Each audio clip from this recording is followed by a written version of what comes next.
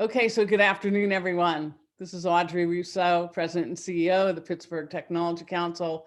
Thank you all for your patience. We run back-to-back events, and we're trying to do everything that we can during this period of pandemic, even though we are starting to see the light of, the light and hope of the future. We still are working feverishly to make sure that the business and tech community is connected. Before I get started, I do want to give a shout out to Monica Takis. She's on our team.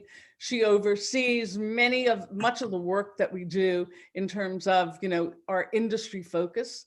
And today is no different when we talk about clean tech and we talk about oil and gas. Monica's at the helm of many of these efforts, making sure that we are providing relevancy and, business development for the future and for the region. So if you don't know Monica, get to know her because she's a wealth of expertise and resources. So today's event, it's the innovations in the unconventional. So that's an Alberta-Pennsylvania oil and gas clean tech forum. So I'm excited by this. I love doing things that are international, even though folks in Canada, I like to think that we are close friends and allies, and we really are all the same in terms of North America.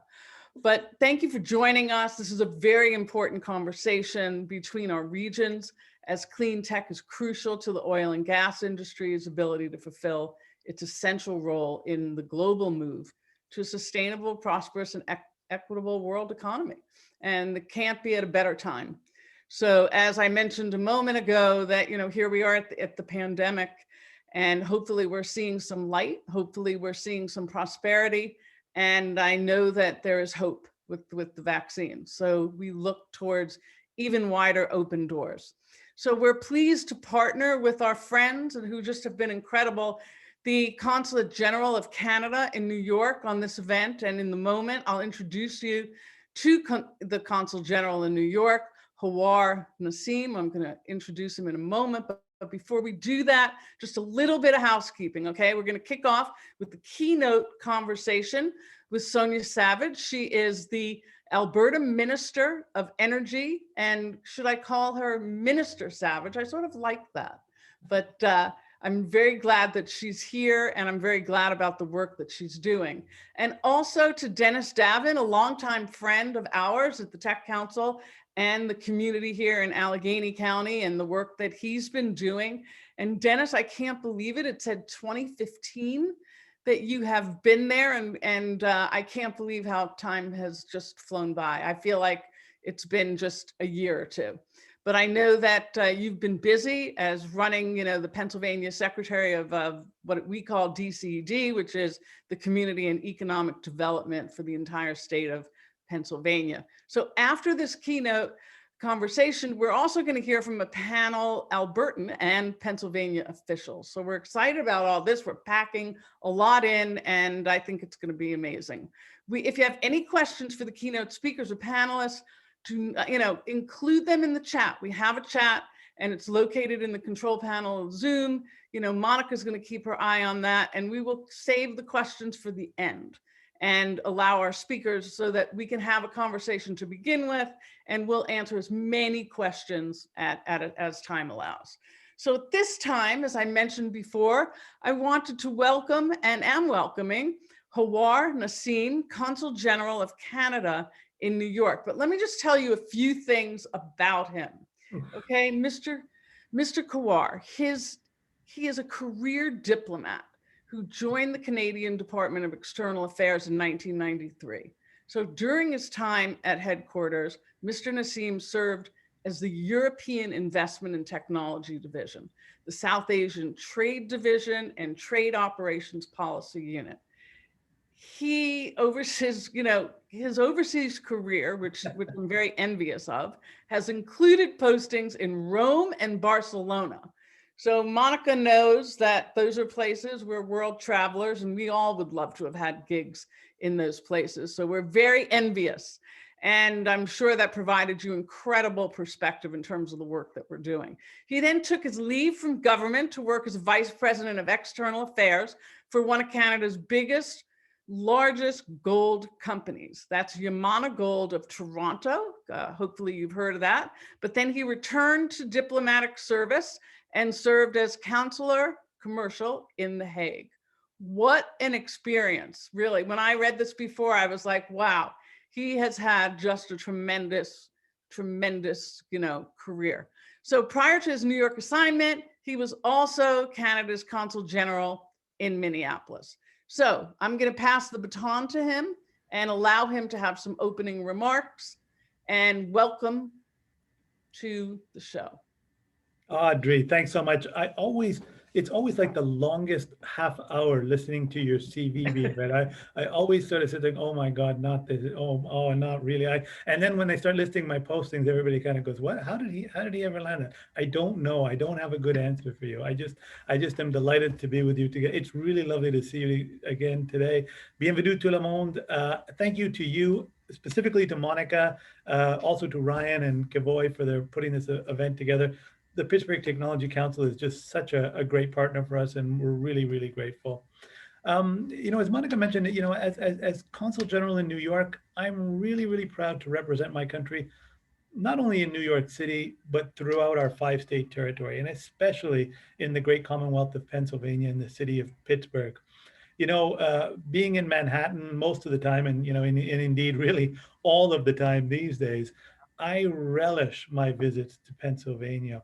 It feels so familiar. People get Canada in the Keystone State. It might be the oil, might be the oil and gas, might be farming, might be the Pittsburgh Penguins, might be, and it must be certainly the beer, because I think we can all commiserate around that. So this year has been incredibly challenging as we've adapted to our new reality, but I think we've been incredibly lucky to count on partners to show us a new way of adapting to the new reality. I think Monica just referred to the fact that they do their state their state of the day every morning from 12:30. We're all doing things virtually, but in order to do that, we require great partners, and the Pittsburgh Technology Council has been that. And in fact, it's such a great partner that we have our man in Pittsburgh located physically in the Pittsburgh Technology Council, Ryan Wall, who, if you haven't met him in Pittsburgh, you really must. A great guy. Great panel today. And I'm excited to welcome you to the Innovations in Unconventionals Forum today. We've assembled really what I would call an all-star lineup of Albertans and Pennsylvanians to discuss clean tech, advancing on climate and environmental action in oil sands and the shale and gas sectors. And I have to remind everybody that this remains a top priority for Canada as the world looks to a sustainable, secure, equitable, and prosperous recovery from the pandemic. I will share with you that as a diplomat posted in the US, I was doing a little bit of the happy dance last week because Canada was able to land the first bilateral meeting between leaders with President Biden and Prime Minister Trudeau. For those of us in the diplomatic circles, we always get nervous that, oh my gosh, what if he calls the UK or France first? Then we lose. And so we were delighted that we kind of quote unquote won that one. It's tradition. It happens almost every time. And so last week they had a full-on 45-minute conversation, and they talked about everything from climate change and energy to COVID, but they also spoke about clean tech, innovation, renewable energy development, emissions reductions, and all of the imperative elements around energy. In fact, the Prime Minister and the President last week committed to a high-level climate ministerial to align our nation's policies and goals. And they spoke about an integrated energy infrastructure. A good time for me to remind folks on the line that Canada is the United States' largest energy supplier and vice versa. And this includes the oil and gas sector. Any alignment that we have in energy must include and does include the oil and gas sector. This remains essential to our transition to a net zero emissions future. We say we can walk and chew gum at the same time, and we can and must do both.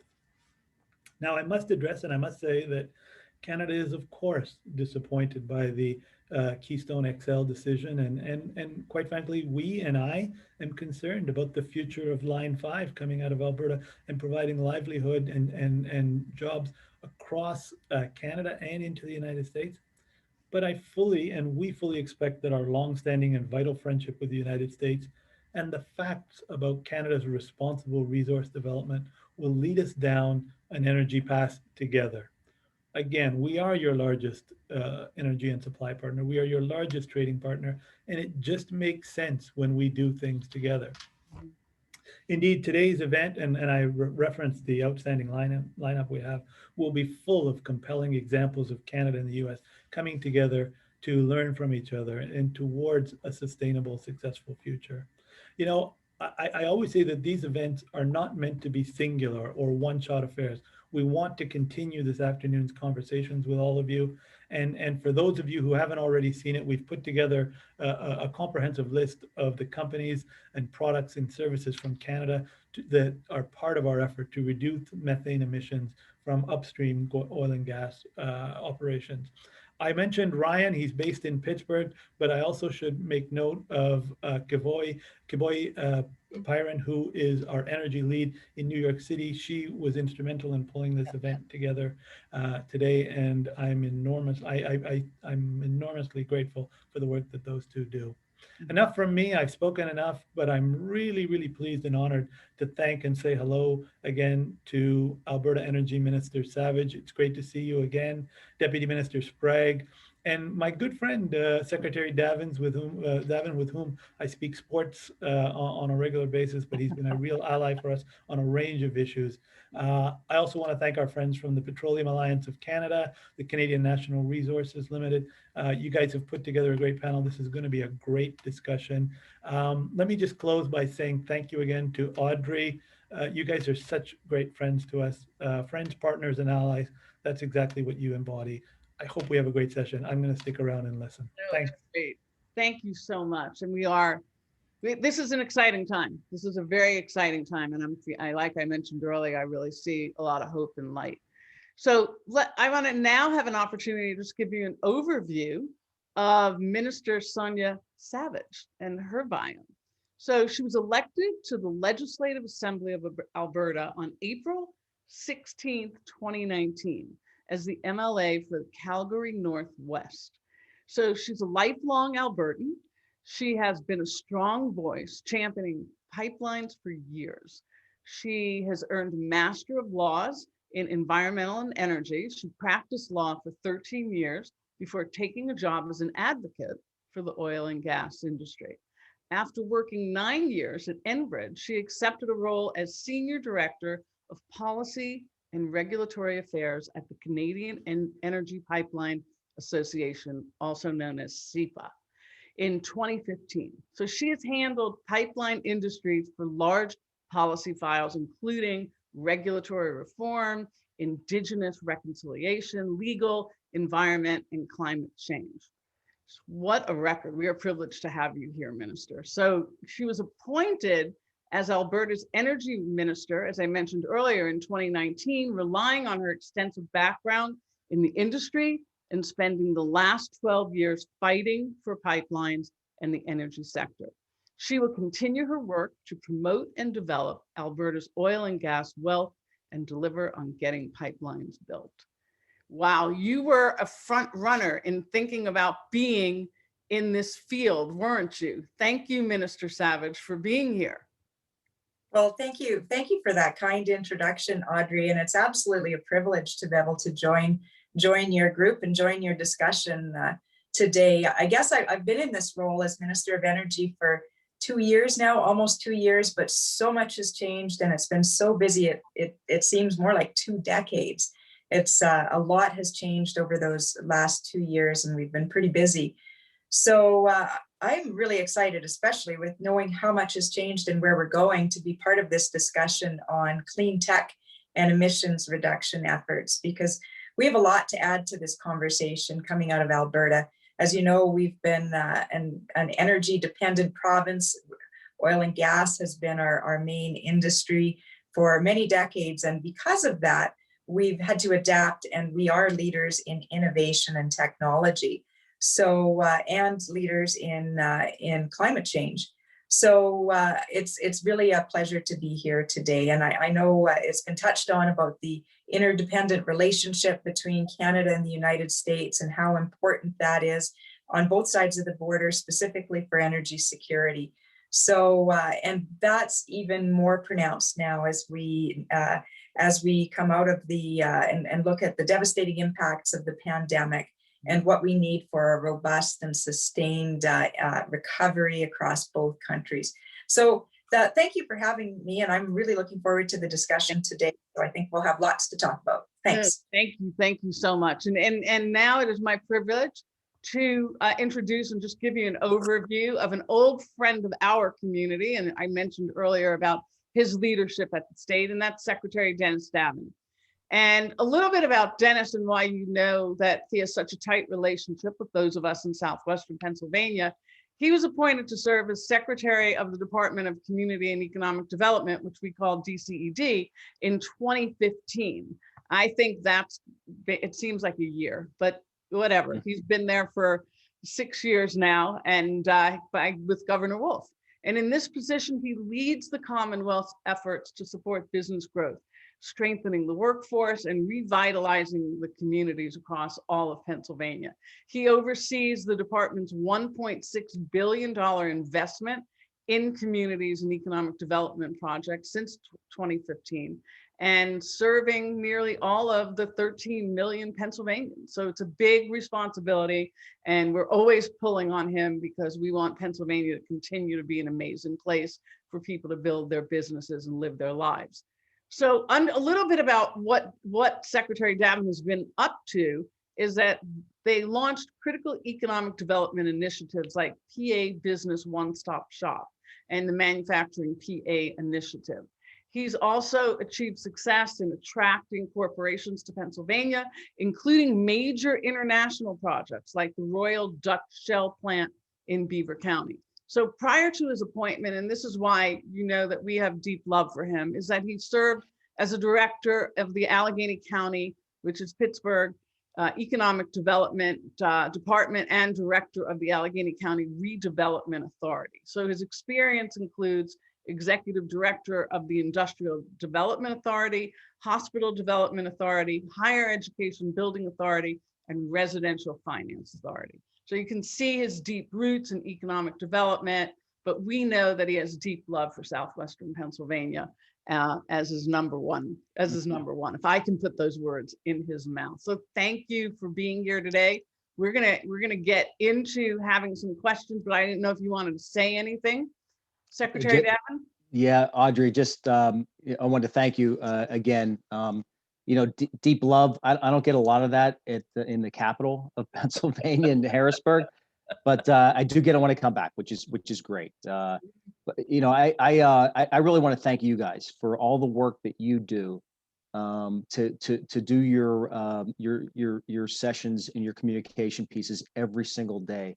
That is critical as we're going through this, and that's the one thing that I think you guys have done such a fantastic job of doing, is keeping people updated on what's going on in a variety of different ways. I'm excited to see, you know, the Consul General again. We become friends, and we're going to continue to be, and Minister, you know, obviously, you know, we really want to have a good relationship with you. You mentioned, I think Consul General mentioned the fact that Canada is our biggest trading partner. Mm-hmm. And I think a lot of what we're trying to do is continue to build out the opportunities that we have with Canada. So we want to do that, continue that, and one of the best ways to do that is to talk in forums like this and to have discussions in forums like this. So I'm really looking forward to it. Thank you, Audrey, so much for putting this together. No, absolutely. We're all in this together. So really appreciate it. So I am going to be the moderator for this, and we will have, as I mentioned earlier, there's a chat, you know, in the Zoom functionality, and Monica will keep her eyes on that, but we'll keep that till after the conversations that we have. So let's just start with this, and let's just start with Minister Savage. Tell us about how your organization works with the oil and gas industry. And then I'm going to ask Dennis the same thing. You can jump in. Sure. I guess we can start with in Canada, the Constitution that sets out what provinces' rights are versus the federal government. And in Canada, under the Constitution, the provinces have they own the natural resources below the surface, and we have the exclusive right to develop, manage, produce those natural resources under the Constitution. So those rights fall to the province. So with that, our primary responsibility from the Ministry of Energy is to manage those resources and to manage them in a way that's best for Albertans, that's sustainable, that maximizes the value for Albertans. So we look after things like the tenure rights, the leasing rights. We look after royalties, we collect royalties. In Alberta, about 80% of the oil and gas below the surface is owned by the Crown. So it's owned by the people of the province of Alberta. The other 20% would be freehold. So I think that's an important starting point. We also manage the investment and competitiveness, make sure that we have a competitive environment for energy sector to exist, to grow, to be able to maintain and grow production. We also have the regulator, a full life cycle regulator in the Alberta Energy Regulator that falls under the authority of both the Minister of Environment and myself. So just to give you a couple of boring statistics on how big it is and how much work falls within the energy sector. We are the third largest, have the third largest reserves of oil on the planet. We're the fifth largest producer of oil on the planet. And our regulator, Alberta Energy Regulator, regulates 433,000 kilometers of pipeline. We have over 146,000 operating oil and natural gas wells, over 30,000 oil facilities, 21,000 gas facilities, 72 thermal enhanced in situ projects in the oil sands, wow. 8 operating oil sands mines, and active bitumen upgraders. Plus we have 3 coal processing plants and 8 active coal producing mines. So that's just to give you a little bit of overview of what we have under our ministry. Well, that is far from boring. Okay, so that is far from boring. That is really important, and it's massive, and we need to appreciate that. So thank you. And so Secretary Davin, talk about how your organization, how DCED works with the oil and gas industry.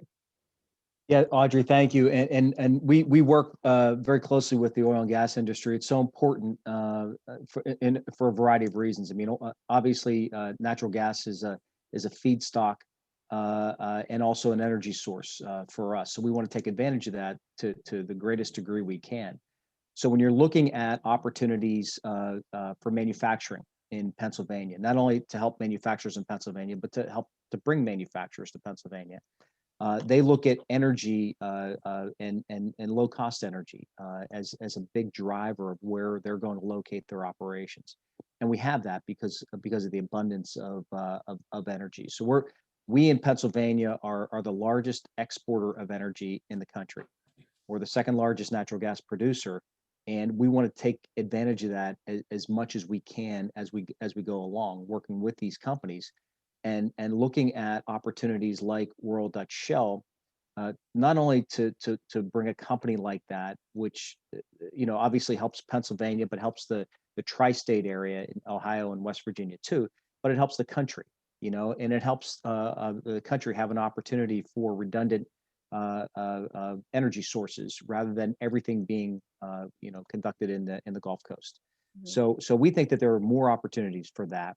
We also think that, we are the Department of Community and Economic Development. So we think there are opportunities for a number of the communities that have really been hurt by the collapse of the steel industry in Western Pennsylvania, certainly. So you see all these communities along the western side of Pennsylvania that have had, such a reduction in population. They've lost a lot of their industry. But we think that there are viable places and there are great opportunities there, and we think that energy has a role in redeveloping a lot of these areas.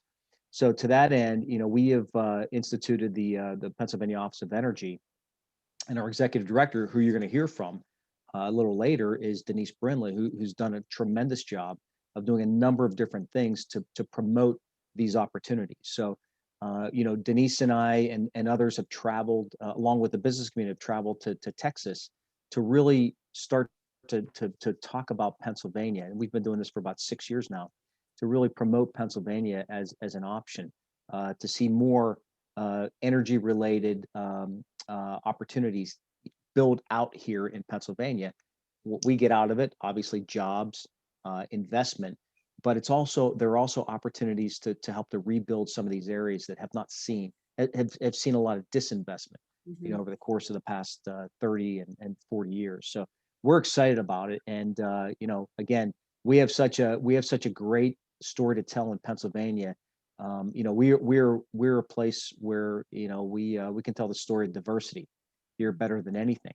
Diversity in a lot of different ways, but diversity in energy resources. So from coal to natural gas to nuclear, and then also hydro, solar, and so on, and wind. That we have a tremendous, diverse, stable of energy sources, and that goes along with. And I got to give a plug here. Pennsylvania a year and a half ago was named by Bloomberg as we have the most diverse economy in the United States, and we beat out that state I talked about a little while ago, Texas, which really from somebody like me who's grown up in the Pittsburgh region, that we weren't considered a diverse economy previously, but because of the great work, we are now because of the great work Audrey, you and others have done, and we've done in the Pittsburgh region to build that out, but also Pennsylvania is considered a diverse economy. So for a lot of those reasons,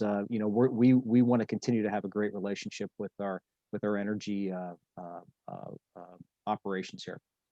So let's shift a little bit. Thank you both. Let's shift a little bit and talk about the efforts to reduce methane and other emissions as we move into this world. So, Minister, do you want to start and talk about that? Well, sure. I guess we all say that in North America we produce our energy at the highest environmental standards, and we talk about ESG and how right across the continent we're the best at it. But what does it mean? Because people obviously ask, well, what does that mean? And I think the way we look at it in Alberta is there has to be two parts to it. The government has to have a role, and industry has to have a role in what we do and what our performance and what our record is. So I guess to first talk a bit about what our government has done, and then I'll talk a bit about what our industry has done, because I think there's a great track record there. But in terms of Alberta, and a lot of people don't realize it, but we are the first jurisdiction across North America to have put a price on carbon. And we did that back in 2007 with our heavy emitters a carbon price. So we were the first to do that across North America. We've also invested billions of dollars into technologies that reduce and even eliminate carbon. You can talk about carbon capture, utilization, and storage. We've invested over $1 billion and have some of the earliest operating facilities, both transportation plus underground storage and capture. We've also, through funds from that carbon levy, through the heavy emitters levy, we call it the tier fund, we've invested over $600 million towards, we've reinvested the funds from that have been invested towards emissions reducing technology. So we've already invested over $600 million towards 183 different projects worth $4.1 billion. So from that, we've estimated it will reduce 34 megatons a year by 2030. Methane reduction, you mentioned that briefly. We have methane emissions regulations that are aiming to reduce emissions by 45%. So those are in place now and up and being in place. So I think we've got some pretty interesting stuff on the methane. I know it's big topic down in the United States on having methane pledge to bring in methane emissions. And I think we can help because we've worked with the industry on how do you bring forward regulations and a methane emission reduction program that industry can work with and still remain competitive. So just from a point of view, we've from 2014 to 2019, Alberta's reduced gas flaring and venting volumes by 30% for gas flaring and by 65% for venting. So we've had some really good records. So that's on the government side. But if you want to look at the private sector side, industry's doing their part as well with innovation and clean tech. And we often talk about the oil sands. Alberta's known for the oil sands because it's the third largest reserves of oil in the world. But our industry has been taking some pretty big steps there to reduce emissions. They've per barrel emissions have come down by over 20% per barrel. And now we have several companies that are aiming to get to net zero by 2050, deploying technologies and carbon capture, utilization, and storage. So I think, and of course, that the industry's taken a lot of measures on tailings ponds and water use and remediation. So I think we've got a pretty good record, and we need to talk about it more. So that's why I'm really happy to be part of this forum. Great. I want to jump to another question here, and I want to talk about business and investment. I want to talk about opportunities that actually exist in developing new clean tech for the oil and gas sector. I want to ask that of both of you. What are the opportunities? What should we be thinking about? What should we be helping harvest and facilitate? You want to take that, Dennis? Sure. Yeah, absolutely. And I think, one of the things, first of all, Minister, thank you for what you just said. Right. I think we're gonna want to talk to you a little more about that. I think you are ahead of us, way ahead of us in terms of those opportunities. Carbon capture, utilization, storage is absolutely critical. We think it's a critical piece. We think that the federal government believes that Pennsylvania is set up pretty well to be a leader in this in the United States. So we're going to probably want to talk to you a little bit more about that. But Audrey, one of the things that we've been able to look at is, we've been blessed with manufacturing. We've been blessed with heavy industry. We've also been, obviously, in some cases on the environmental side, it's not gone so well.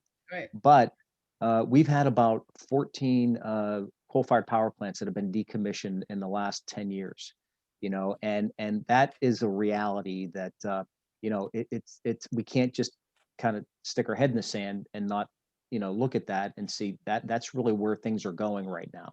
So we want to be able to look at that and take advantage of that. So you're going to hear a little later again from Denise Brindley, who's done a great job of putting together playbooks for some of these decommissioned coal-fired power plant sites, because the one thing that we recognized a long time ago is the fact that these are incredible brownfield sites that in a lot of cases are on highways, on rail, on water, have a tremendous amount of energy that come into these sites. So we think that there are viable uses for these for a variety of different things. So Denise and her team have put together playbooks for these, and these are kind of like, if you think about when you're selling a house, you have all these attributes of the house that are in one place. That's what these are.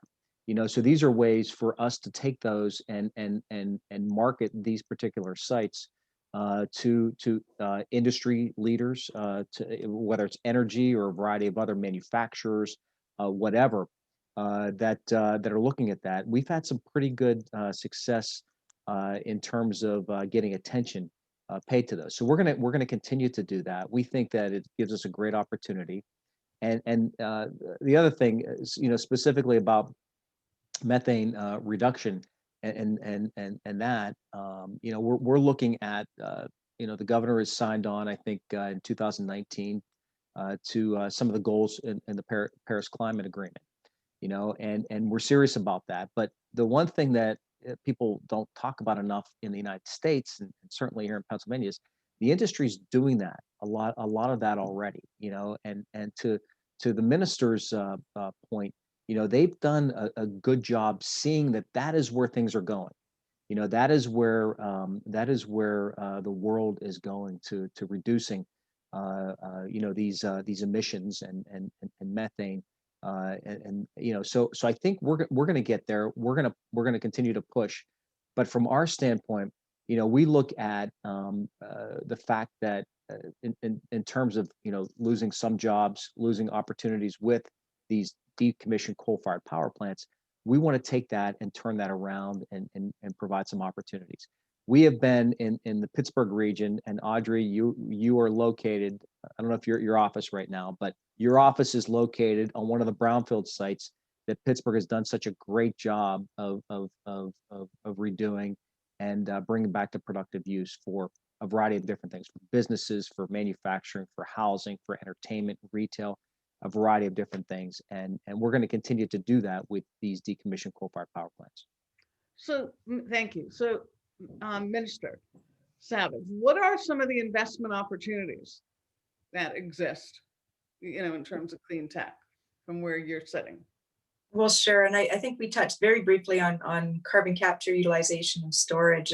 And we see that there's no path to net zero without carbon capture, utilization, and storage. So we're and especially to decarbonize the oil sands and to get the oil sands to net zero, plus for deployment in hydrogen, in blue hydrogen, which the world is going to be using more of in the decades ahead.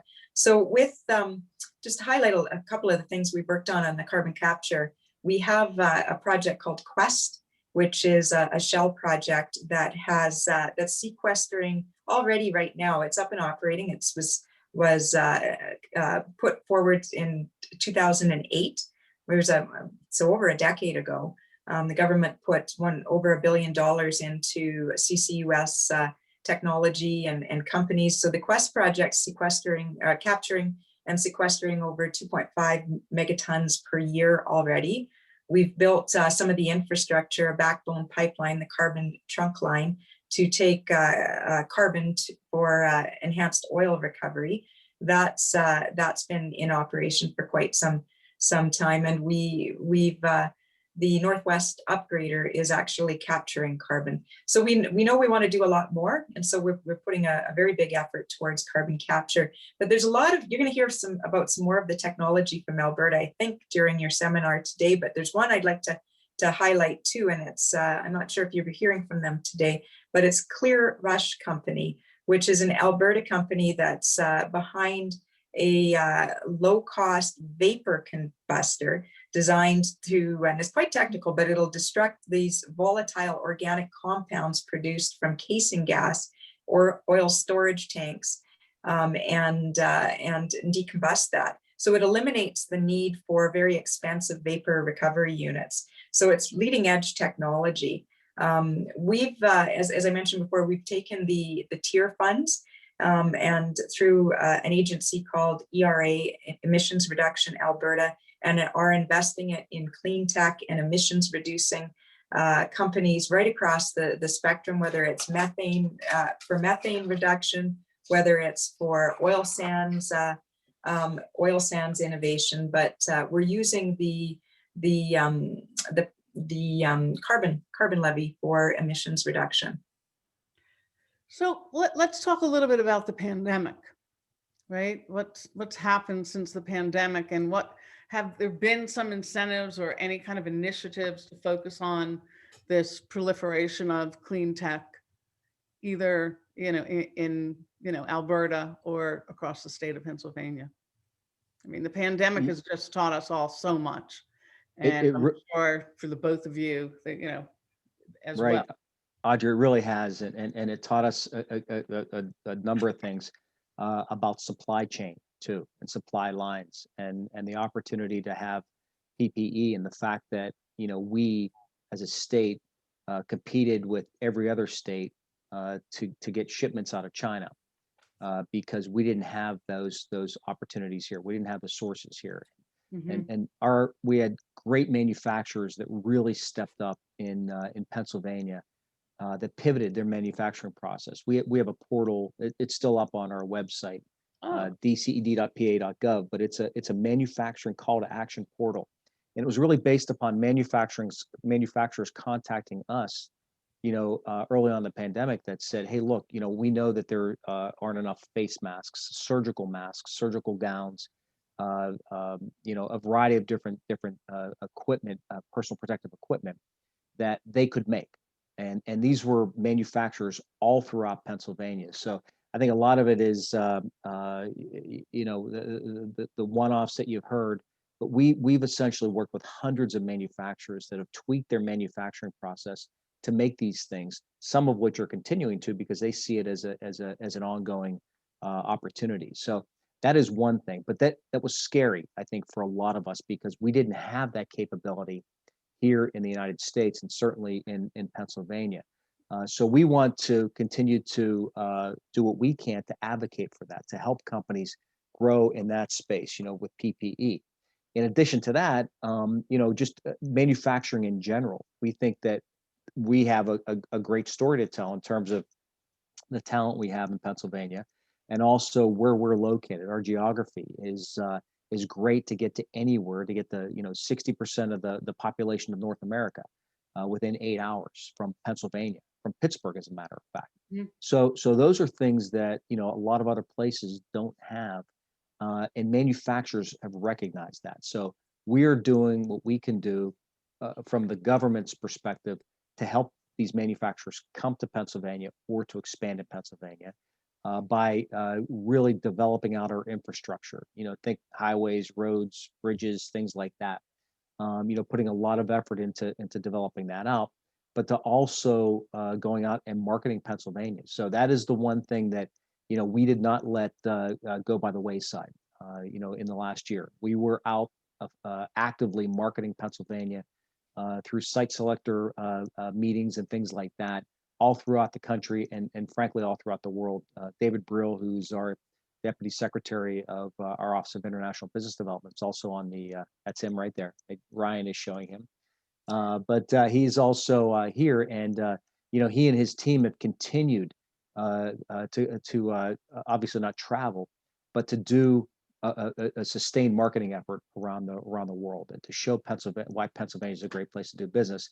And to that end, we've gotten manufacturers that have come here, that are doing things in Pennsylvania right now because of low cost energy, abundance of energy, great workforce, but also our geography, where we're located, and that they can produce things here and get them anywhere. So, we want to continue to take advantage of that. Well, I'd like to thank you, Dennis, and I'd like to pass this on to Minister Savage, because I'm being timed and told that I need to be prepared for the next iteration here, and I don't want to cut you off.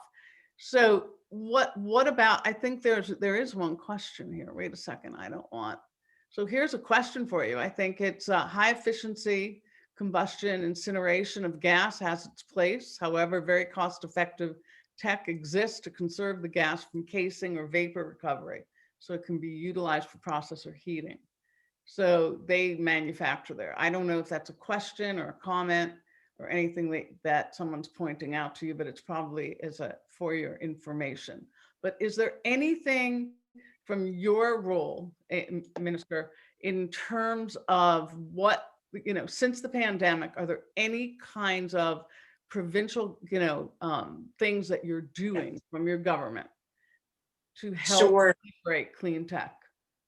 Sure. Well, I guess, when the pandemic first hit, it hit at the same time as there was an OPEC price war that drove down the cost of a barrel of oil and went into negative territory for a while in April. And that was a real alarming time for our province, because so much of our economy is dependent on oil and natural gas. So I think what that did is it made us really, really cognizant and aware of global oil demand and supply mixes. So we've been paying very much attention to the future forecasts for energy demand, because we know, and with as we go forward, climate policies and sustainable investment patterns are going to change the energy mix to be less reliant on fossil fuels and oil and gas. So we've been very cognizant of what's the future of energy. And one thing we've noticed in all of that is that every credible forecast for the energy mix shows that oil and natural gas is going to continue to to dominate that energy mix for decades to come, even as the mix, there's more renewables and new and emerging technologies enter into the mix. So we know, and what we're focusing on there is, if we want to be part of the future mix of oil and natural gas, we're going to have to be the best at it. And that means low cost, low risk, and of course, low carbon, because we have the world moving towards net zero and reducing emissions. But we also know from those same forecasts that show oil and gas will continue to be used, that there's a lot of new technologies, new and emerging technologies that are going to enter that energy mix. That's things like hydrogen. That's things like geothermal energy. So we're bringing forward plans and policies to diversify our energy mix to be able to capture some of these new investments in hydrogen, petrochemicals, geothermal energy. We're looking at a critical and rare earth minerals plan to seek out some of the rare earth and critical minerals that are needed to manufacture renewables, and for electrification, for electric batteries, things like lithium, cobalt, nickel that we have here. We're looking at small modular nuclear reactors, which are zero emitting and can be installed in remote locations. So we're looking to diversify our energy mix. And I think that's what we learned coming out of the pandemic is that we need to be very cognizant of where the world patterns are going and how we can best compete in that. Because as we've heard already today, that and same in Pennsylvania and Alberta, we have a great workforce here. We have some natural advantages with an abundant supply of resources and low-cost natural gas, and we are good at innovating. We've had decades of experience of figuring this out and innovating. So we're in some natural advantages, and so that's why I'm actually very optimistic. But we have to pursue these new things. Well, listen, this has just been a treat to be able to have this kind of conversation, and you can tell that we will continue to have these conversations. This is just the beginning. There is one question, though, in here that says, Secretary Davin, can you please expand on the initiatives to expand in your state? We're an Alberta Cleantech company working with many of the oil gas companies in PA, and we're investing and expanding. That's incredible. What I would tell you is we'd like to connect you, and if you want to put some information in the chat box, we want to get your information and connect with some of our folks on the ground here, probably in Western Pennsylvania initially, so we can talk about some specifics. Because part of our goal is to get companies to come here, and part of what we do is we introduce them. We make the appropriate. We have the relationship building with companies like yours, but with also companies where you can come here and continue to grow. So we'd love to be able to talk to you about that. So that's a wrap. That's a wrap. That's a great way to end this conversation. But I can tell you, I felt, packed. I felt like this was totally packed, and I know that we could have gone longer, and I really am sorry that we can't. Okay, but I want to thank you. This is the beginning of many conversations. This is not just a one-stop piece. And as we heard from the consul earlier, and this is the beginning of a relationship that has already started, but we're going to accelerate. I'm very bright on the future. So I want to thank you both for being with us today. I know you're both incredibly busy. It's really important in terms of the future. So really appreciate your time. I want everyone just to sit tight for a second, because I am now going to introduce someone. And this is Anna Siefkin, and she is the inaugural executive director of the Scott Institute for the Energy Innovation Center at Carnegie Mellon University, where she actually helps drive initiatives that are essential to the Institute's mission and values, which are totally aligned in terms of the conversation today. She has great experience. She has been with the Institute prior to that, but she is, their focus is on strategy and research and commercialization, education and outreach, all the things that we've sort of just laid, the bed for today in terms of our conversation.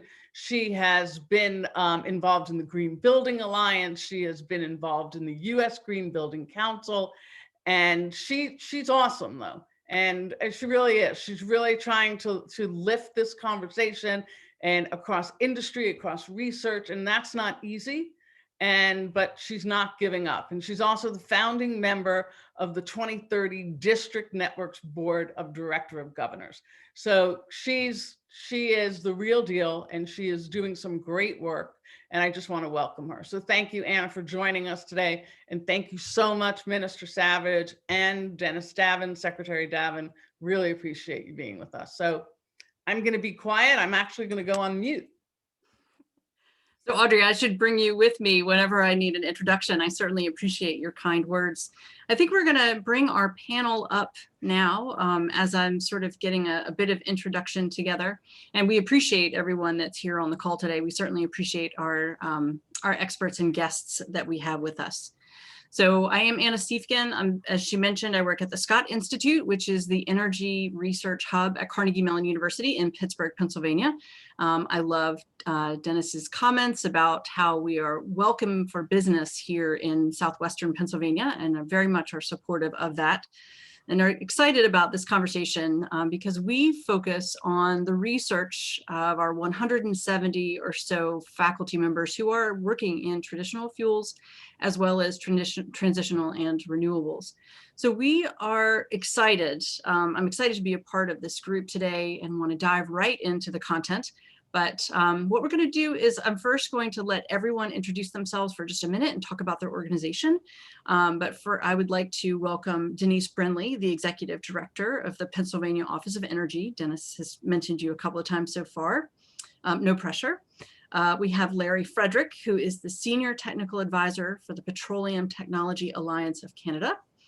Joy Romero, who is the Vice President of Technology and Innovation at the Canadian Natural Resources Limited. And Grant Sprague, who's the Deputy Minister of Alberta Energy. So we're going to be talking about innovation today. And with that, I think I'd like to start first with Denise and have you give a quick introduction. And then let's have Larry, Grant, and then Joy. And then we'll dive into our content for today. Sure. Thank you, Anna. It's a pleasure to be here today and to speak to everyone from Pennsylvania's perspective. I'm really thrilled to be here with the folks from Alberta. I do want to start really quickly with just a quick story that I have been to Edmonton.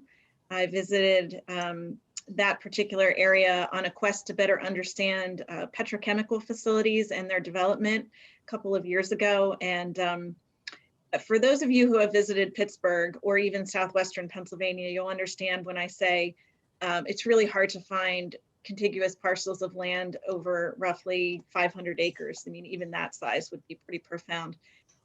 But in Edmonton, they have many, many hundreds, thousands of acres of nice, flat, ready to develop and already developed land for their petrochemical cluster. It is something that you would be in awe of to see it all laid out perfectly integrated, collectively together. It was a little bit sad when I came back to PA knowing that if we want to develop out our petrochemical industry, it will never look like that. We'll never have those strategic advantages. So kudos to the folks who were able to make that happen. I'm here representing the Pennsylvania Office of Energy, which was established a couple of years ago with the idea that there are profound economic development opportunities associated with Pennsylvania's role in energy, which extends beyond just the platform of natural gas. We're producers of coal, natural gas, nuclear, solar, wind, hydro. As our secretary mentioned in his comments, we are the #1 electricity exporter in the United States. So we produce a lot more than we actually consume and then push it out on what I consider to be a pretty modern grid for the benefit of surrounding states within the Pennsylvania, New Jersey, Maryland footprint. So the role of my office, there's someone on this call as well who works with me fairly closely. His name is Adam Walters. He's a senior energy advisor at DCED.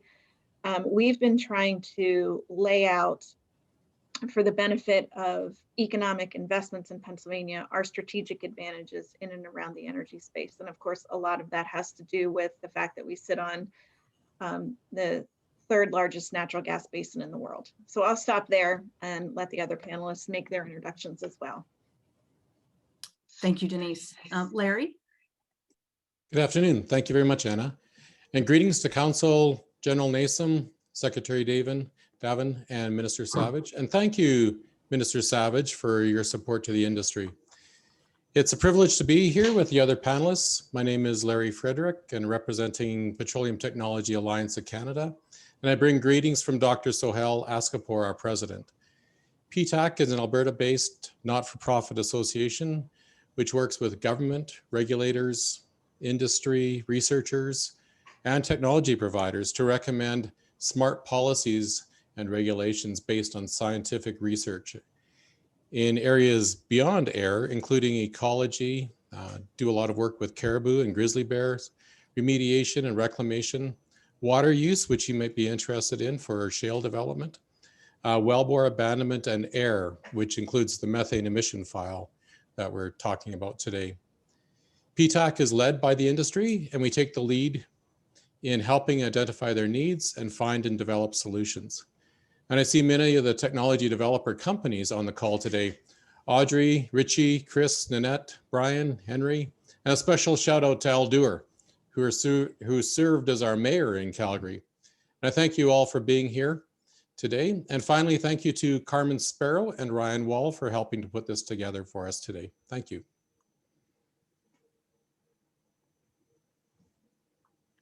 I think I'm next, Anna, and good afternoon, everyone, or good morning, depending where you are. My name is Grant Sprague. I'm the Deputy Minister of Energy for the province of Alberta.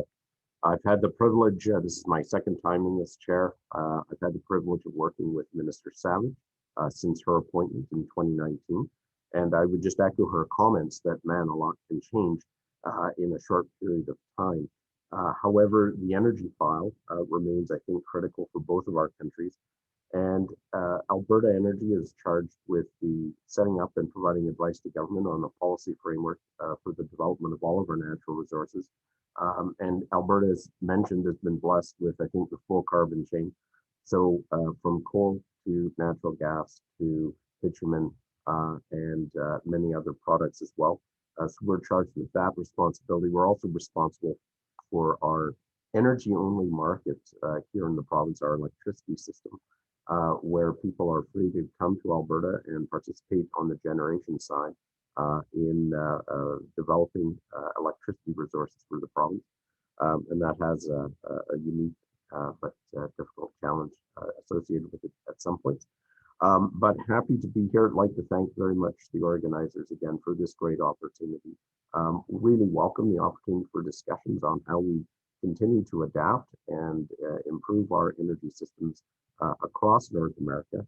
And maybe just to echo what my minister said, very much we think of energy as a North America issue because of our close integration with our American colleagues throughout North America. But and a very great pleasure to be speaking to folks today in Pennsylvania. So thank you, Anna. Thank you, Grant. And now Joy. Hello, everyone, and it's a pleasure to be here. Thank you so much for the invitation. When we were preparing for this, and I was talking with Ryan, I shared with him that in a previous life that I was actually the Canadian rep for coal, as I worked in the Canadian coal industry and had the pleasure of being in Pennsylvania, West Virginia, and Kentucky, and visited a number of the mines, participated, of course, in conference, and had the pleasure of being on the ground and meeting people, which was the absolute treasure of that, because I got to know really nice people that today, more than 25 years later, still receive Christmas cards from and have just become tremendous friends. So I know how beautiful part of the world that you live in. And I'm the VP for Technology Innovation here at Canadian Natural. I've been here for over 20 years. And we're the largest oil and gas company in Canada. We have everything from conventional oil and gas, unconventional oil and gas, oil sands, mineable oil sands in situ and offshore in the North Sea and offshore West Africa. So the whole broad spectrum.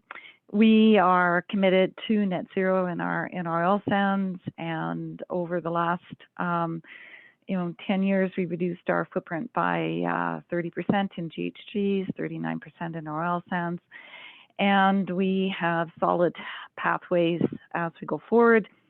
And we have 4 carbon capture and something facilities in operation today. So I also have the privilege of playing in the collaborative space in the energy ecosystem across the country as a whole.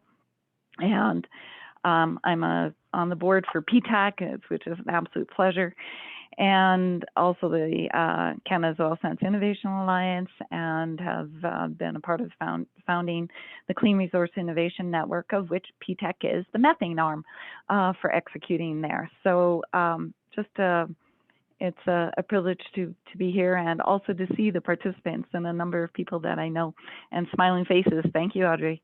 Take care. And Annette.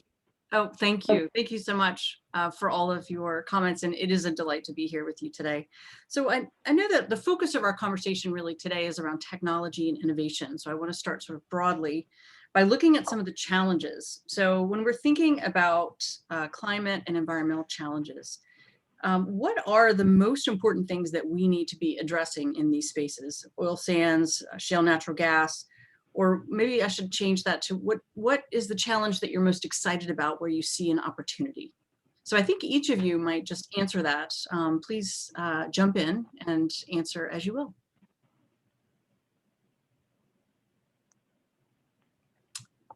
Grant. Do you want us to really limit it to one? Denise, why don't you start with several since you piped up first? I can't limit it to one because, well, I have a good reason for not wanting to limit it to one, because what we're talking about has to be discussed in the context of climate, right? And so I actually believe that solving those issues requires deployment of many different types of technologies across the board. So that's why it's so difficult. But let me start really quickly. Since I'm the Pennsylvania person, I'm going to wax philosophic a little bit about the Southwestern region and what I believe it to represent. It is a complete energy ecosystem in the sense that it has every aspect of energy represented in some way, shape, or form at the industrial level. So we have coal, and not just coal mining, but coal-fired power plants and coal use in steel making. We have nuclear technologies, including Westinghouse, which lives and breathes in Western PA. We have a natural gas resource of unparalleled size. And we have the burgeoning renewable business, including large-scale solar installations, wind in some parts of Western Pennsylvania, and hydro as well along the Ohio and other rivers in Western PA. But it's not just the energy resources. On top of that, you stack the manufacturing industry into that. Looking at Pennsylvania, we played a role in every major industrial revolution, and we will play a role in the fourth industrial revolution as well. And we have this incredible outlay of universities that are working in the research and development areas that support technologies. So if you look at that, I'd argue there are very few places in the world that have those assets all in one place. So with that said, I would prefer to think big for Pennsylvania when it comes to what we do in and around energy, specifically as it relates to technology within the oil and gas sector. And here's why. I mean, if you look at IPCC, they're going to tell you 3 out of 4 of their global scenarios will show that technologies like CCUS must be integrated. And that's because the industrial sector is so hard to get at. So in Pennsylvania, I think industrial sector is 31% of our carbon emissions. Pennsylvania is 5th in the United States for total carbon emitted. So we're not an insignificant source of carbon, but it's because of everything I just outlaid for you. if you look at that objectively and say, where do we go from here? It's really hard to see any industrial growth opportunities without some alleviation of emissions reduction, whether it be within the natural gas space at the oil and gas production site with methane, whether it be at a power plant with different forms of fuel, like maybe natural gas to hydrogen, or CCUS to capture emissions from the point source. They all require a really strong drive towards a reduction of carbon dioxide and methane in as many areas as we can get at them. Because if we don't do that, the alternative is we can't necessarily support industrial growth beyond what we have now. We're just cleaning up that mess that we have with the existing, and we can't get above that. So if I were to say, you know, important things that I've seen coming into play, it's nipping at the bud of everything. It's Shale Pennsylvania Chemicals is doing some things with technologies that are really going to help. This is our large petrochemical complex in Beaver County. They're using, I'm just going to bring up one particular technology that I think is pretty cool. It's a smart torque system. They have literally every bolt mapped at that plant in a system, and they can tighten those bolts remotely. And this will, I guess, the biggest losses with petrochemical facilities come from simple things like not having something screwed in tight enough. So this smart torque system will keep every bolt in that plant exactly to the tightness that it needs to be to keep maximizing the loss of emissions from the plant. That helps them, and it helps the environment as well. EQT just joined an initiative called Project Canary. So Project Canary is a third-party validator for methane emissions.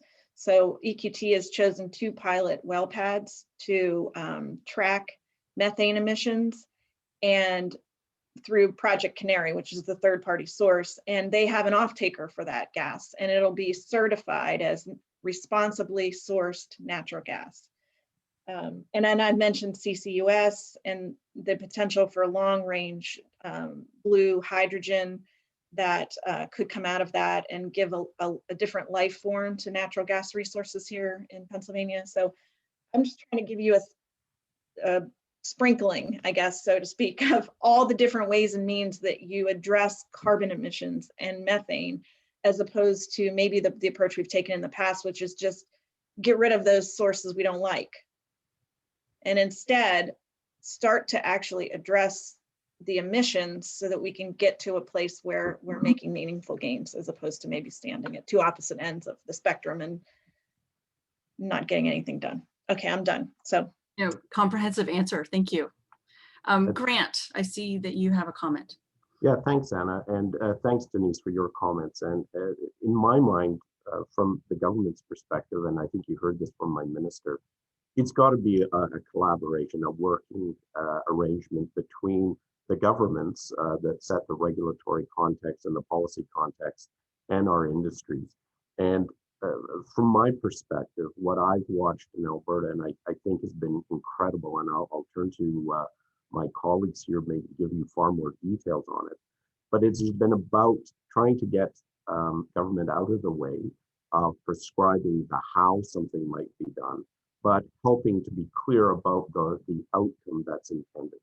And so as Denise talks about it today, whether it be called carbon emissions or climate change, doesn't matter.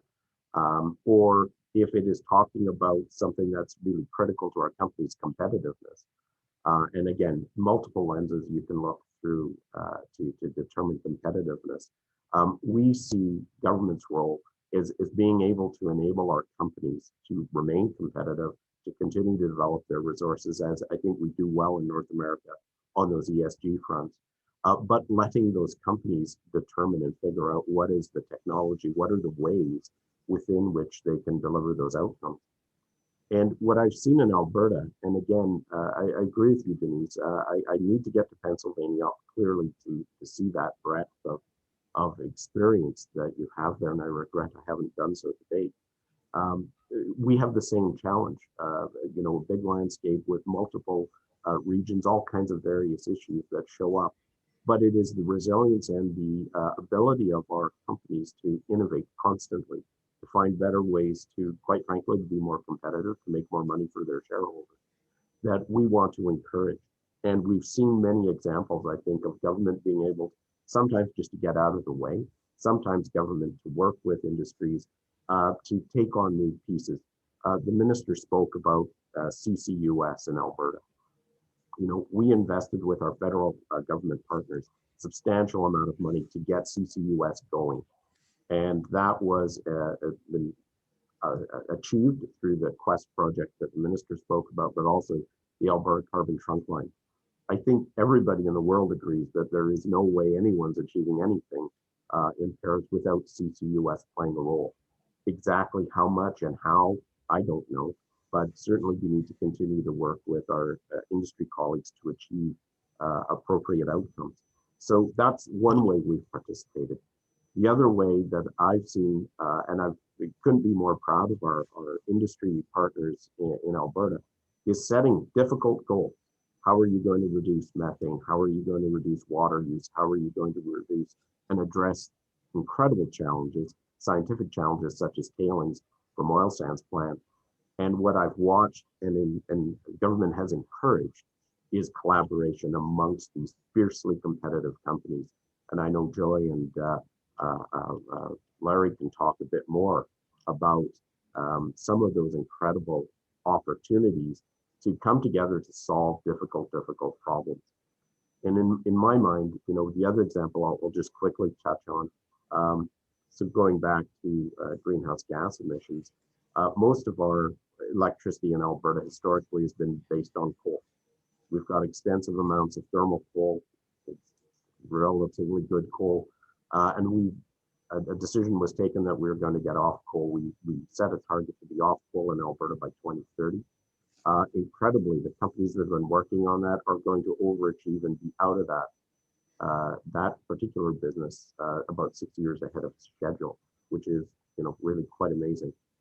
So it's about energy switching or fuel switching, but given the right signals by government and recognizing some of the challenges, and a previous speaker talked about how do you reuse some of these greenfield sites, an important question. And we were able to work with companies in order to achieve that out. Not easy necessarily all the time. Some of the conversations are not. Yet, I think by working together with industry, we were able to achieve proper goals. So I think, and again, I'd look to Larry and Joy to talk more about that collaboration, but it's encouraging that innovation. And if, you know, my fundamental view is if innovation doesn't come from the energy industry, where is it going to come from? Our companies know their business so well. They know what the challenges are. They're the ones who are deeply invested in finding the solution, and they tend to do so. Thank you. So Larry, I think he appropriately was pointing over towards you as the next. So if you'd like to give us a bit on that. Yeah, thank you, Grant. That's awesome that the government just sets the guidelines. It's not prescriptive in how it has to be done. The goal is that we're going to reduce methane emissions by 45% by 2025. But how the industry does it is totally up to the industry. And I love that. It really allows for innovation and collaboration to get that done.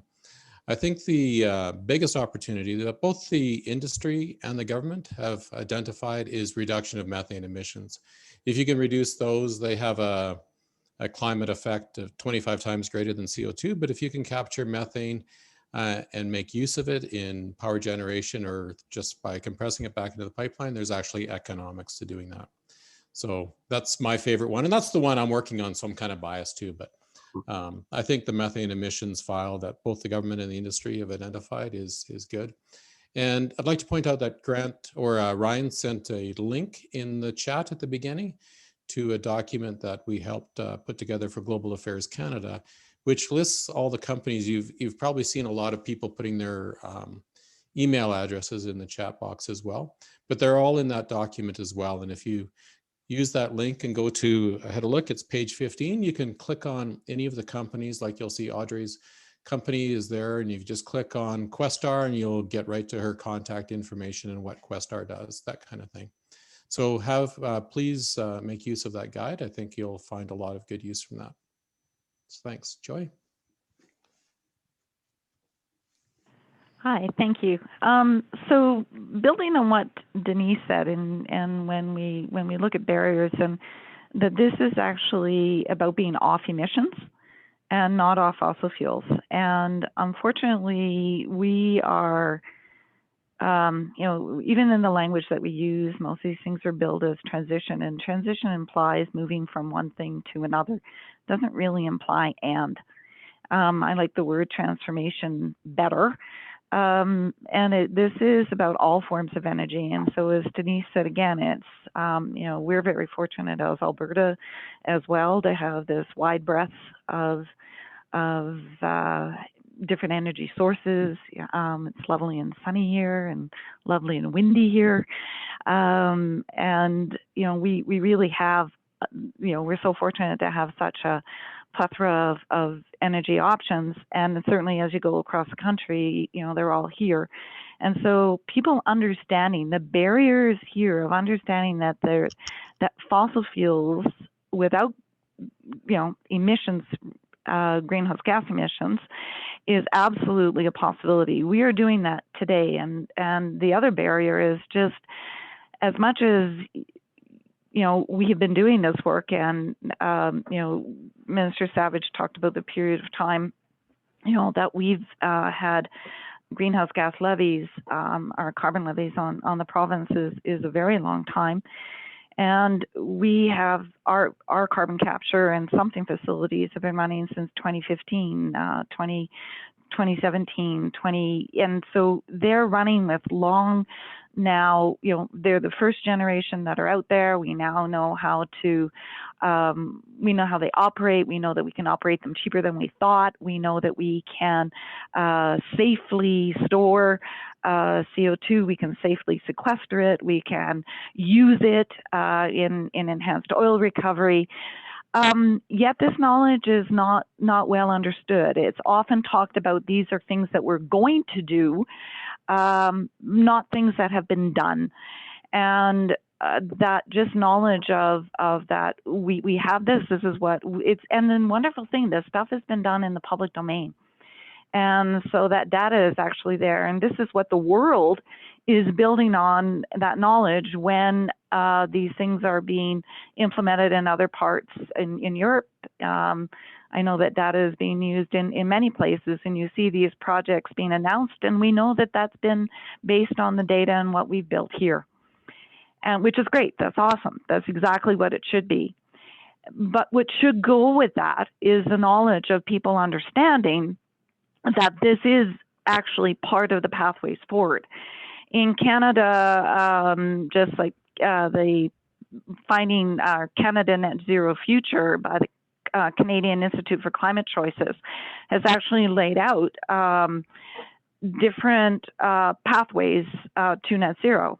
And in that, it actually includes pathways that increase the production of fossil fuels with the capture and with the control of greenhouse gas emissions. And that aspect, if you talk to most people about ways of going forward, would be highly foreign. They would not even think that that's possible. And I'm so glad to see in this document that it actually expresses that. And if you actually take technologies, many of them we actually know and have today. What we're working on is actually what I call the second generation of those technologies, which how do we do it better, cheaper? How do you take it from the easy capture sources to the more difficult capture sources? But what's really interesting in Canada is most people don't realize that of the Cleantech investment in Canada, and this is by Stats Canada numbers, the oil and gas industry is the largest piloter and adopter of clean tech. Matter of fact, 75% of it is driven by us. Now, the really cool thing about that is we actually create our footprint by using our own product. So any of these technologies that we develop that reduce our own footprint, as you were also talking, Denise, is absolutely imperative to be able to transfer to the reduction of that industrial sector that you have. And so the capture technologies that we have for CO2 and the sequestration of it, and just given the same kind of similar geological formation that you have in lots of ways, may not be as flat as us, but you still have storage capacity. And so these systems that we are creating are inclusive of all forms of energy.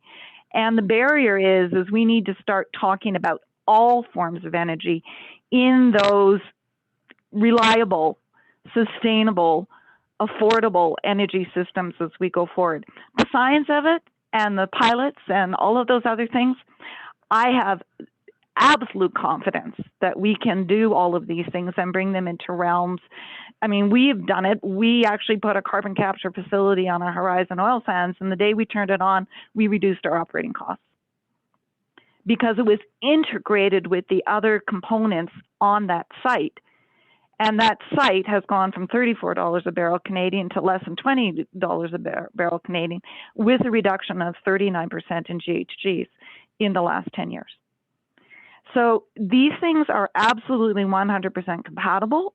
That needs to be understood by those who are making decisions and those who are creating policies. And so we are grateful in Alberta that they're close to us, they understand, and that the decisions, as they say, are get these outcomes. You figure out how you're going to get there. That is not the way it is necessarily, even in neighboring provinces or other parts, and certainly not parts of the globe. But if we don't get that barrier behind us, there's a huge loss in the growth, not just in what you were talking about, in the growth of Pennsylvania and what's possible. And people need to understand that. So the ability to create and do innovative things and have these entrepreneurs around, and us to be able to do all of these things and reduce footprint, I have no doubt in that. The ability to have society understand that we are a viable part of that picture, I am not so confident. So incredibly insightful dialogue. Thank you. A couple of threads that I've heard as we've been talking. Obviously, there's this integrated systems approach that we're the setting of a goal and having people work towards that specific goal around emissions is something that's been really helpful for you. Working collaboratively and having large pilots and adoption all seem to be important threads. Before we get to our next question, I actually am going to mention, Denise mentioned that IPCC report and the work that's happening there. We actually have one of the co-authors for the IPCC report that's speaking on March 23rd at a virtual event. So I'm going to put information in the chat. I didn't want to forget to say that. We've talked about carbon capture. We've talked about some of these technologies. What is the right way for companies to get involved? Companies in Southwestern Pennsylvania, companies where you are, and how can we get more of these technologies to the forefront? I know we're also going to run out of time. So if anyone has questions, I definitely want to make sure you put questions in the chat so we can try to get to one or two of them. But let's talk about some of the technologies around emissions reductions. And you've already started talking about carbon capture, which I know is an important part of a lot of planning. Who'd like to go first? I'll take this one last, and I'll go first. You talked about people getting involved, and before we run out of time, I think that this is something that's really important. In our Canadian industry, we do work together lots. We're very open, we're very transparent, and we're quite welcoming. We do have something called the Clean Resource Innovation Network, and it is no fee to join. A social contract, though, that says how you're going to behave inside of the network. And we think that that's actually really important. So Clean Resource Innovation Network, Google it, come on in and see. Inside of it, what it is us as producers have come together, and inside of 7 different theme areas, we have basically expressed what our gaps are, that Canada's the global leader in clean hydrocarbons from source to end use. And so that end use component is really important. PTAC is the methane arm. So if you go in and you say you want to jump into the methane sector, that will actually be facilitated by PTAC. The Canadian Fuels Association facilitates the clean fuels part.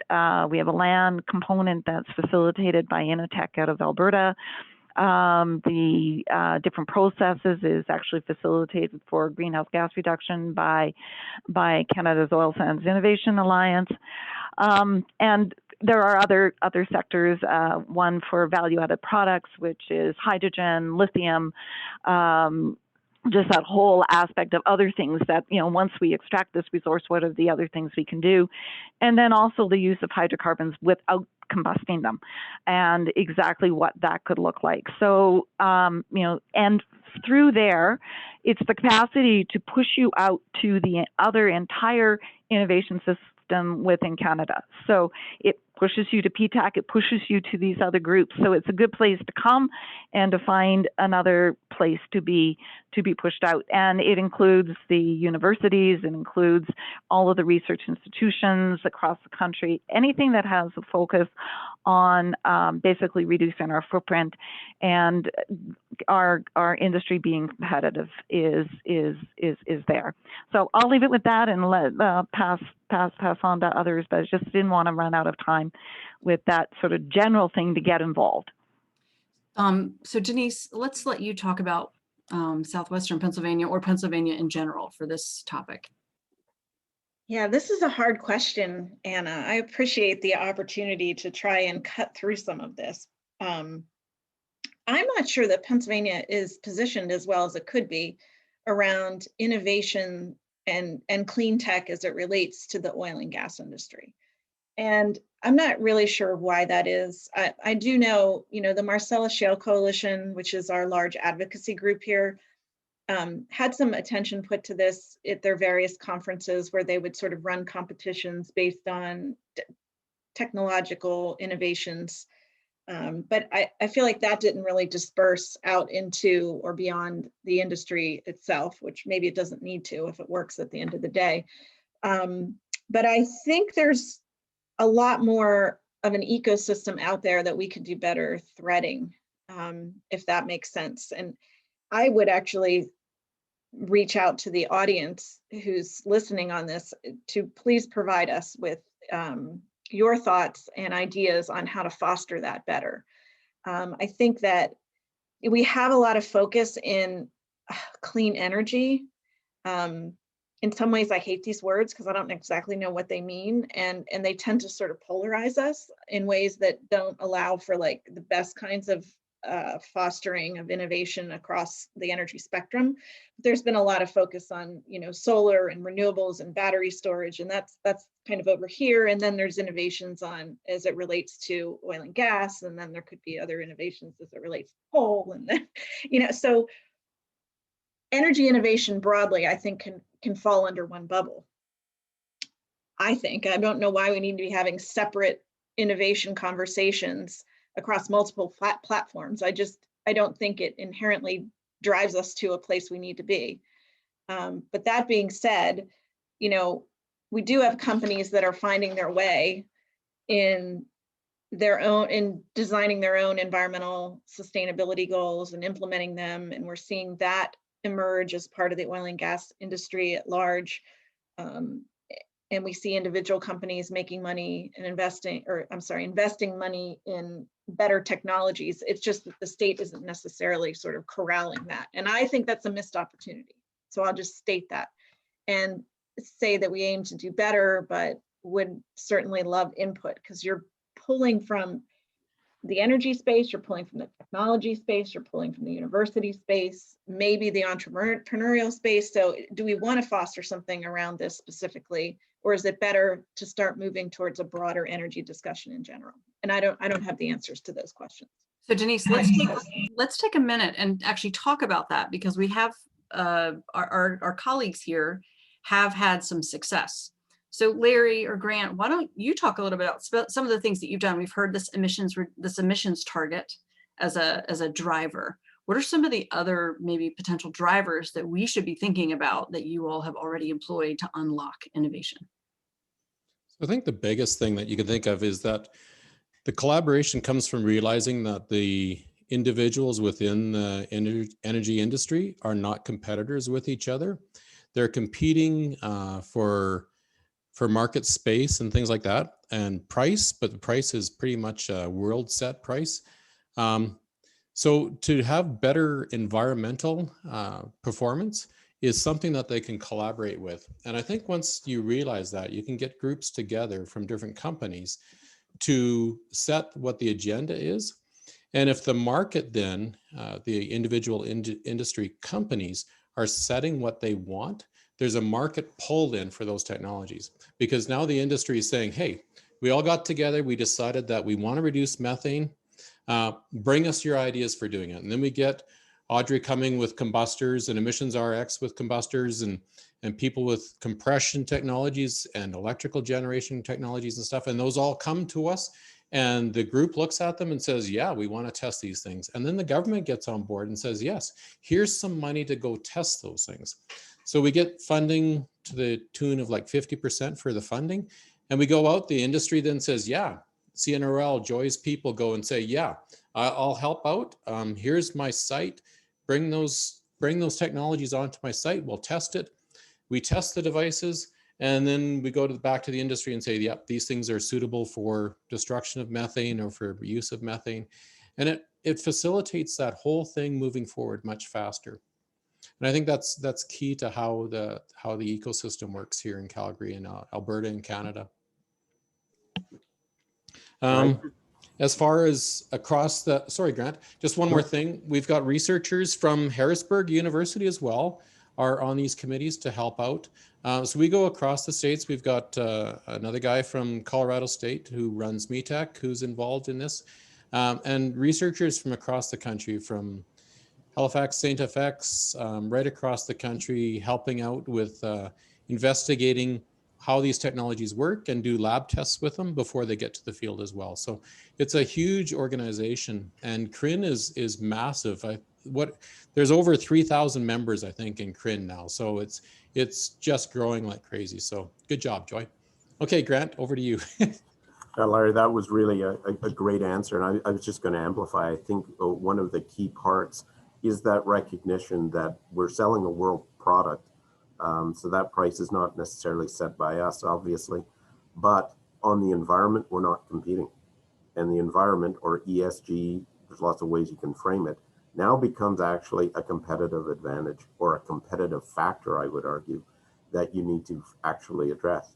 And Larry, I think, said it perfectly. You need to collaborate to figure out some of these enormous challenges, and they're massive science projects. But if you don't collaborate, the chances of you getting it right by yourself aren't that great.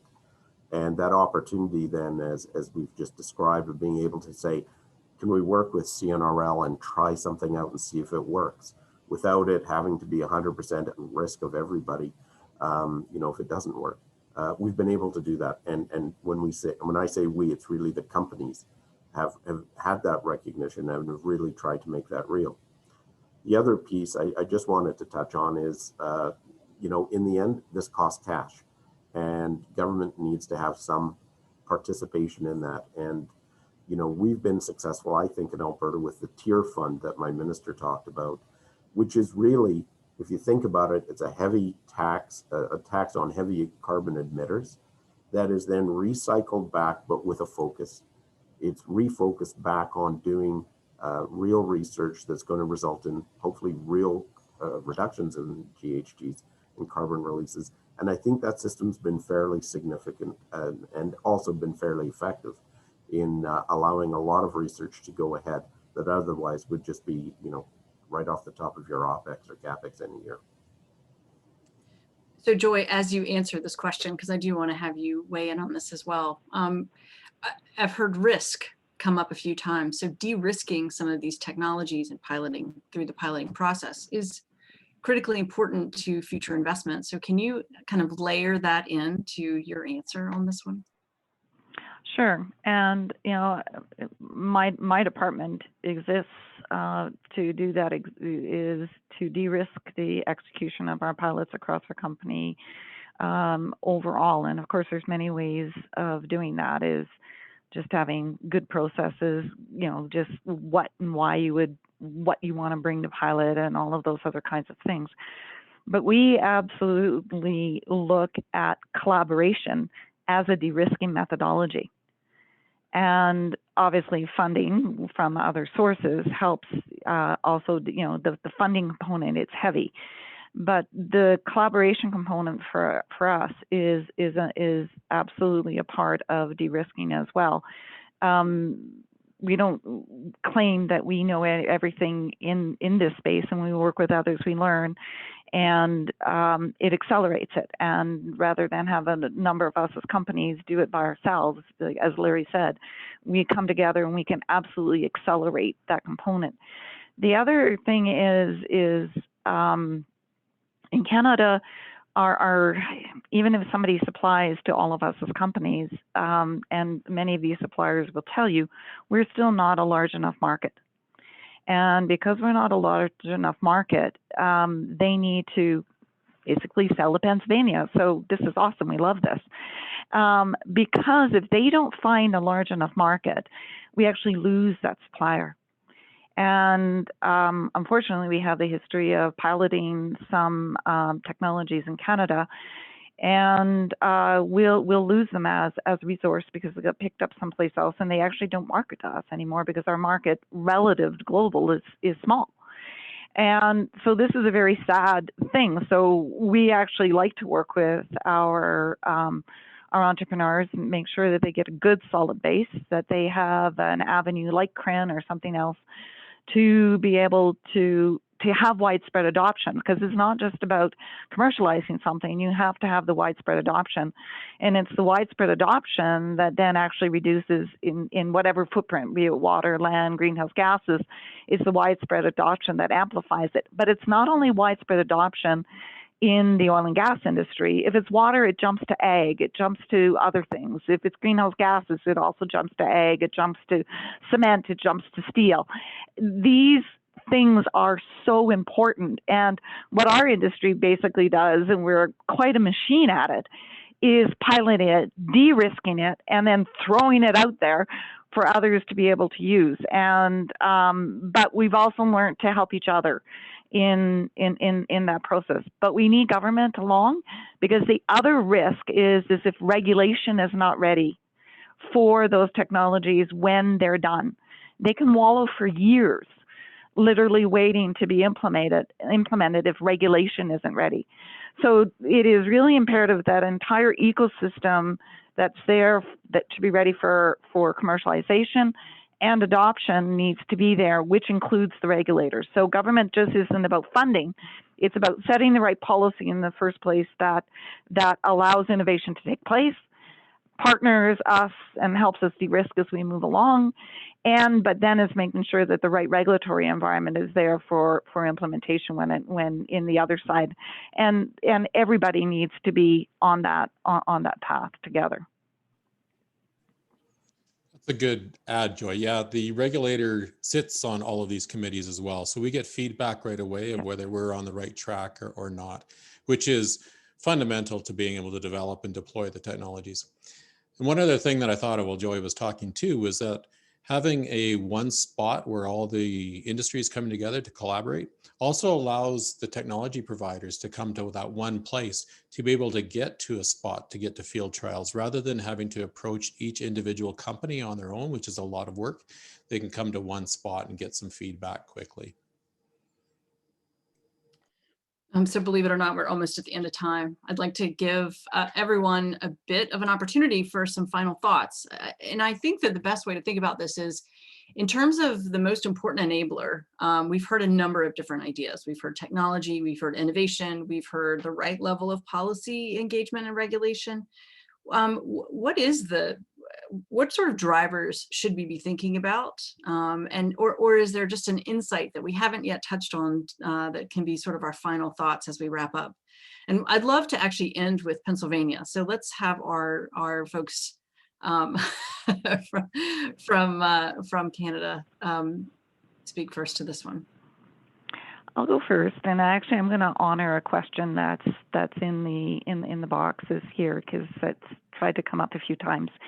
In Alberta, actually, the energy grid is a mix already of a number of forms of energy, and we absolutely are a part of measuring our greenhouse gas footprint as a company for scope 1, 2, and 3. And so the energy or the greenhouse gas intensity of the grid is important to us. But what I would also just like to, not knowing you, Alan, but is share with you that it is about greenhouse gas emissions. So natural gas with capture, various other things also have a zero footprint on the grid. And so I think that energy system component is critical, and we need to realize that it's and it's welcoming of everybody for that safe, reliable, sustainable, affordable energy system. So we actually have this plethora. I mean, solar and wind in Alberta is abundant.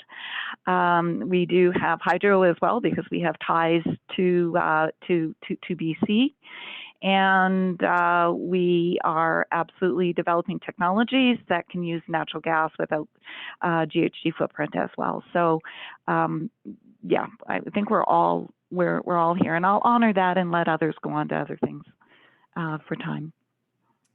Grant, Larry, and Denise, if you would like to go next too. Sure. I think the biggest thing is collaboration.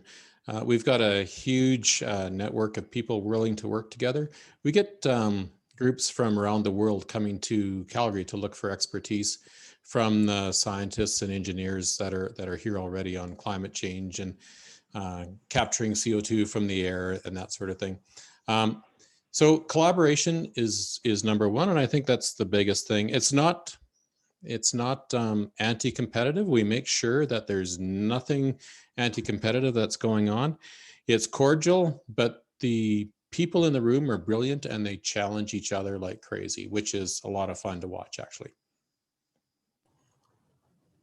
Thanks, Anna. And I would just supplement. I think collaboration is key, and it's collaboration not only amongst these fierce competitors, and being able, again, to park the idea that if we're all better doing the environmental game, that somehow someone's ox is gored. That's not how I think you need to look at it. And I think CRAN, COSIA, there's incredible examples of this being successful. And Joy referenced this earlier, and I completely agree with her. Having the ability to engage with the policymakers in government, having the ability to engage with the regulators, and having that open but very transparent engagement is important. From a government side, we're always concerned that people understand we're seeking input from industry, we're seeking input from the regulated community, whomever that may be, and we're seeking input from others as well, including the public at large. So no one thinks that it's a case of industry driving the policy or industry driving the regulation.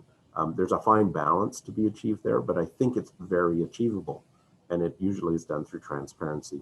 The outcomes, I would argue, of being able to have that engagement back and forth is really significant, because there's nothing worse than government coming up with a clever idea that is going to fall like a lead balloon when we actually talk to a company about, well, surely you can do this, and you find out, well, surely we cannot. So being able to prevent those kind of things through early engagement is helpful. It's not all easy all the time, but I would say that as you foster that engagement and that collaboration with industry, with government, with the regulators, things become slightly easier. And we can, to use Joy's word, we can de-risk some of the choices for everyone. So it's something I would certainly encourage. And being able to do that collaboration across sectors and across jurisdictional lines. So engaging with our colleagues here today in Pennsylvania is an important element as well. So thank you. Anna, could I just grab one little more thing here? Is we actually have on the outskirts of Calgary and in Shepherd a carbon capture conversion commercialization test center, and it is running the X Prize. And for so there's 10. It's wrapping up here in the month of March, and there will be 10 different prize winners, and Wyoming has part of it, and 5 of them, and Alberta has 5. And there's actually, so a number of the technologies are about reducing footprint in the cement industry and various other things, obviously some that can come for us and use in ours. It's sponsored by COSIA, Canada's Oil Sands Innovation Alliance, and NRG and in the US.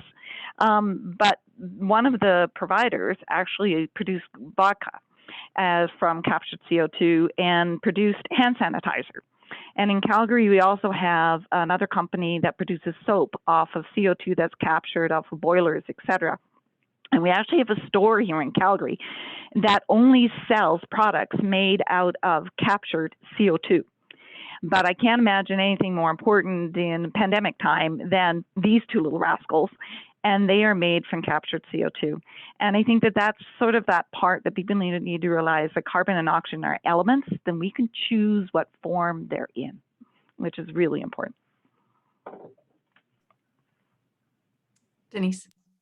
Sure. I'm going to be really quick, and I'm going to apologize because I have a hard stop at 2:25.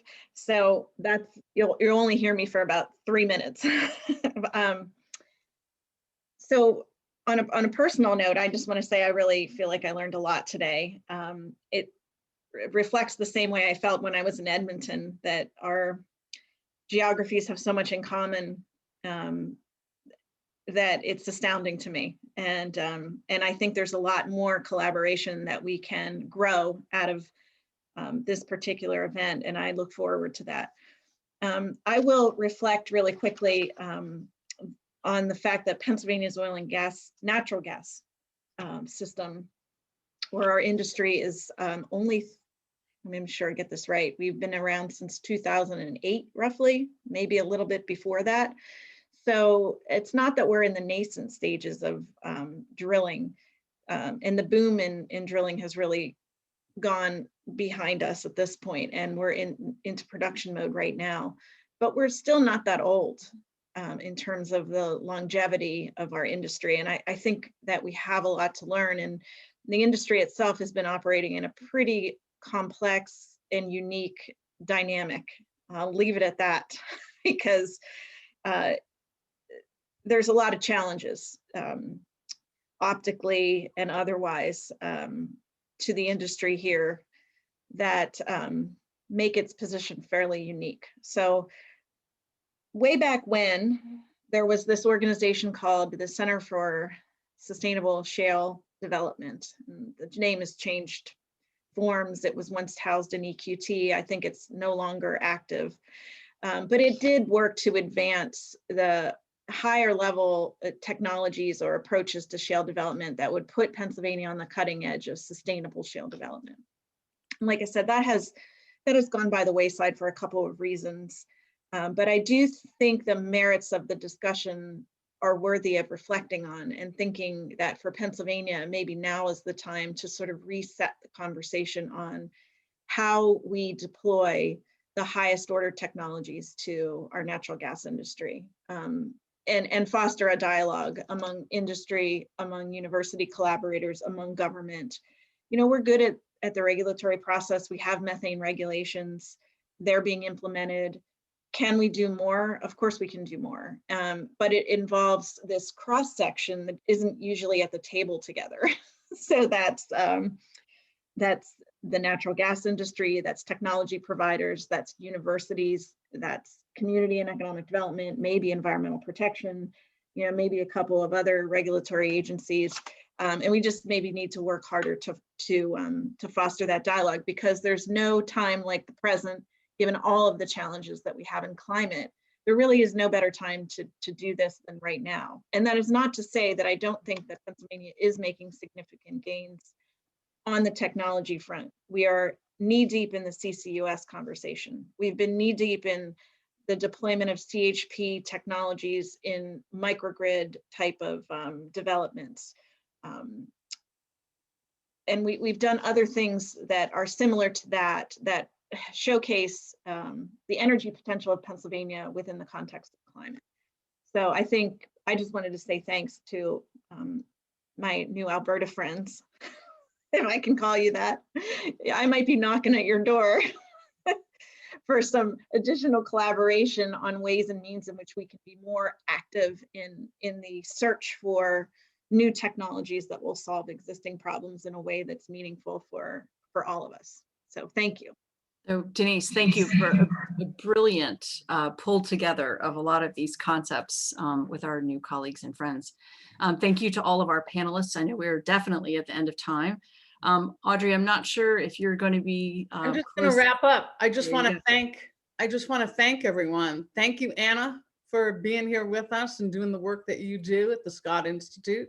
Really matters. Really enjoyed listening to all of you. I just had myself on mute and my video off as I ate my lunch, but I was here every step of the way, very impressed. And I think, Denise, you're right. We have new friends here and there's lots of opportunities for us to collaborate. I feel like this is the beginning of a good future. And I mean, despite how complex it is, I think that these kinds of partnerships will, we are alike in many, many ways. I think that all of you have articulated that.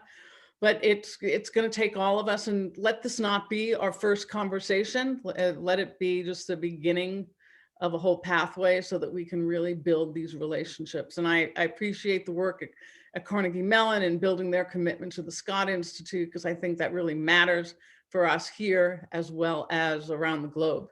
So I want to thank you all. Thank you for joining. Thanks, Larry. I know we just had, she just dropped off, but thank you, Joy, and as well as Grant. Really important conversation, and great job, Anna, moderating and making sure that we tried to knit together all the points. So thank you, everyone, for joining, and hopefully we gave you ways to be connected, but if not, Monica Takis is easy to find, and she will make sure that we stay tethered. And I think that's it's a great day here in Pittsburgh. That's all I want to say. The sun is shining and we feel like spring is on the way, and there's a lot of hope. There's a lot of hope, and this conversation definitely gives me hope. So thank you. Thank you again, Anna, for being with us in your work. Thank you everyone else for joining.